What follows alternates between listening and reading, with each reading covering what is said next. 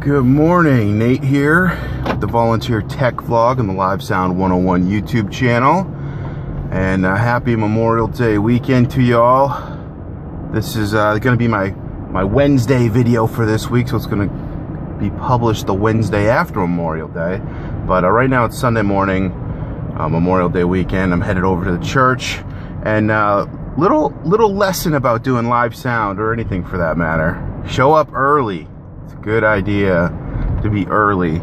And one of the reasons it's a good idea to be early is in case something unexpected happens. So I'm leaving about a half hour earlier than I need to. But I got little kids at home, so usually I'm up early anyway, so I'm just used to getting up early, so it's not really a big deal for me. I know for a lot of people that's a big deal. But here's what happened to me this morning. I get in my car and low tire pressure, and I look at the gauges, and one of my tires is down to below 20 psi. So they should normally be around 38, 40, and one of them is registering like about half of that. So that probably means that I have a slow leak right now, you know, I ran over like a nail or something like that. So that's not good. I probably will have to figure out which tire it is and then take it somewhere, have it plugged or repaired. But you know, the nice thing about it is I left early enough. So right now I'm headed right over to the gas station, and I'm just gonna top everything off, and then I'll measure PSI again after I'm done doing sound, and we'll see how much air is still there and how fast that slow leak is actually letting air out. So I'm pulling into the gas station right now. Should have plenty of time to take care of this. But those are my thoughts for this vlog. Reasons why a sound engineer needs to leave early, because he might get a flat tire. You just never know what might happen. So I'm gonna go put 4 quarters into this machine here and see which tire takes the longest to fill up. Check that gauge. All right, see you in the next video. All right, it looks like it's the front right tire. Passenger side right tire has the slow leak. Can't really read the meter right there, but from this angle.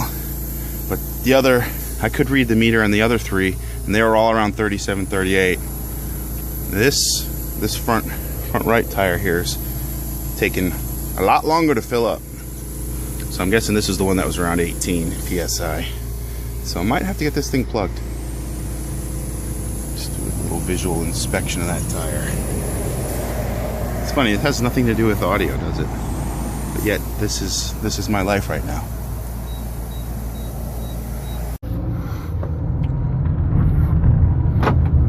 Okay, Nate here again. Got the tire topped off there. It looks like all 4 are now reading about 40 psi, so that's a good thing. Ooh, free leather couches. Wish I had a pickup truck. You never know what you're gonna. That's the other thing about leaving early is when people put things out on the side of the road, you get first dibs. Had I had a pickup truck, I would have a set of leather couches. They look pretty well worn, but something about leather couches that are just nice. But back to what's going on this morning. So I got all the tires topped off about 40 psi, and I'll go do sound for first service and second service, and then we'll come out to the car and do another reading, see how they are doing. So point being, good. It is good to leave early and give yourself plenty of time to prepare for whatever's gonna come up. But let's talk about something else. So the vlog has been doing very well lately. I've been getting a lot of comments about the vlog. I don't know if people are just thinking I'm a weirdo for vlogging about live sound the way I'm doing, or if people are enjoying it. I have been getting some good feedback, but it's funny when you get comments from people, you don't really know their tone or inflection. So I always, you know, being a YouTuber, before I did this live sound vlog thing, I was a YouTuber for a few years. I always just assume the best for people because it's easy to read into something that's really not there. So I mean, unless they're just being complete, using crazy language and being very hateful, which does happen on YouTube. It's funny, it's weird how that happens. You know, you tend to say things in comments on the internet that you might not say to somebody face to face if you saw them in real life. So I always try to keep that in mind. Is when I leave a comment somewhere, would I say this to somebody face to face? And if yes, then I'll go ahead and leave it. If not, I probably won't say anything. Something to keep in mind. But so I got a comment about the Behringer unboxing I did. So I did a oh geez, probably over a year ago now. Did an unboxing of a Behringer ADA 8200, which was after Music Group purchased Behringer. I'm sorry, after Music Group purchased Midas. Behringer's been part of Music Group from the get-go, I believe. That's just one of the Behringer brands, part of Music Group. But so there's this whole thing about now the preamps in this ADA 8200 have the Midas preamps in them, and the previous version, the ADA 8000, had the Behringer preamp. So did some unboxing, and so somebody commented, official Poe or POA or whatever, I'm not really sure what their name means. That's the other thing, trying to decipher what people's names mean when there's like abbreviations or acronyms or whatever. Like I won't try to guess what that means. I'll just leave it as is. But so Mr. Official left a comment under that video saying, enough with the long-winded explanation, blah blah blah, let's hear a full demo. You guys are using SAC, let's see how it sounds, let's hear it. So it got me thinking, how could I actually capture a demo? So like the first thing that came to mind after reading that comment was like, that would be interesting to do an A/B video between the ADA 8000 and the ADA 8200 to see, and I'll just post these videos blindly and say, here's sample A and here's sample B playing the same content through the preamps, and like from a CD player or something, and let's see who can tell which one's the Behringer preamp and which one's the Midas preamp. But it got me thinking, like, it's all going to be encoded on YouTube, right? So even if you could hear a difference, in a 16-bit 44.1 world, uncompressed world, the reality is it's going on YouTube and it's going to be encoded. Maybe you could tell the difference playing back a WAV file, but maybe not with a YouTube video. But it got me thinking about doing that.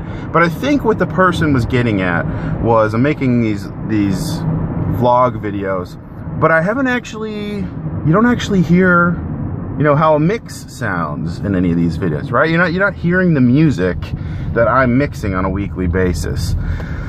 And it got me thinking, is there any way I could capture what I'm doing in this vlog? Because the reality is, when I'm doing sound, I don't want to be fiddling with my phone doing sound. I mean, I want to be focused on doing sound and mixing, and I mean, there's a lot of different things you got to remember to do. You got to remember to start the recording. You got to remember to, there's just all these silly little things that you got to do, and I like to be 100% focused on there.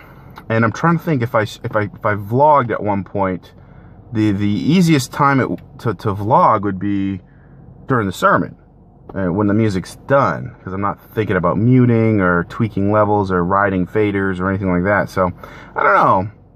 I'll think about if there's any way to capture that. I have taken some clips down from the floor. Every once in a while, I'll take a little clip, I'll hold up my phone just to hear how the mix comes out through being captured on a smartphone, which, take that with a grain of salt, but it is a data point. A lot of these studios have a pair of Yamaha NS10s on them, sitting on the bridge there, and are sitting on the top of the console. And the reason for that isn't because Yamaha NS10s sound amazing. It's because they sound mediocre, and they want to hear, how does the mix sound on a mediocre pair of speakers? I mean, I've heard stories of many engineers back in the day sitting around a little mono speaker that was like part of like a Studer tape deck, like I don't know if it was the 24 channel. I don't remember what model it was, but there are certain tape decks. It might have been like a 2-track Studer or Apex, not Apex.